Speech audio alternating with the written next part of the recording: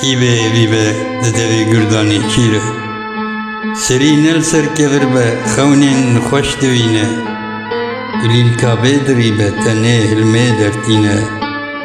Ez ê avê bidim te tu serê xwe derxîne. Ti sor û geş bibe bîhna xweş bişîne. Ji te dipirsim gula min tu ji min rabêje. Qedera min di destê kê daye?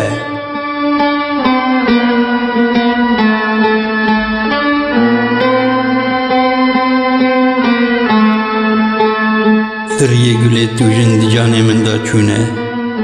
Singû berê min li ber gula mane. Gula yarê xeddar e min dişewitîne. Birîndarim sor di herke xwîna min. Dixwazim gula xwe ya sor bîn bikim. Ji te dipirsim canana min tu bêje. Elema min di destê kê daye?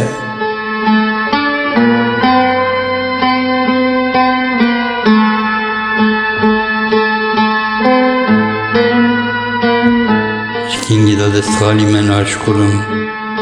Dast ji destê ketiye bêkar mame. Aqil ji serî derçûye. Fikir çinandiye. Huner nemaye destal çokê dixim. Ev çi hal e kêra tu ji disinga min la maye. Ji te dipirsim cotkaro tu ji min rabêje. Çanda min di destê kê da maye?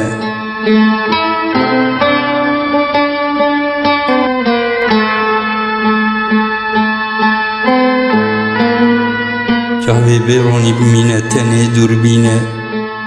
Hêviya min nema çavê min nabîne. Daxwazî nemaye vî emrê min rezîl e. Birîna min pir kûr e dilê min diêşîne. Li hemberê hova serê xwe hildikşîne. Nayê xwendin kalo tu ji min rabêje. Çîroka min di devê kê da maye?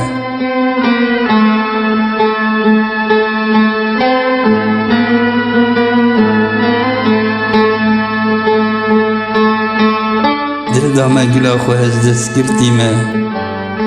Endamê tunebûnê me derdest bûme. Fikra qetandinê ji serê xwe avêtime. Destmala xwe di destê xwe da dihejînim. Qêrîn dikim zincîra ser dilê xwe dişkînim. Hawar dikim canana min tu bêje. Dilîliya min di devê kê da maye?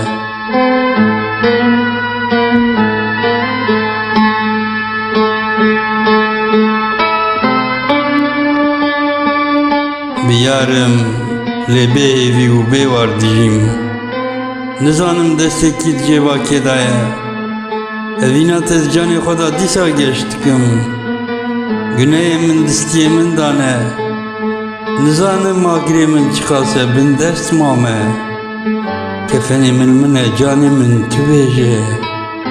Gora min di piyê kê da maye?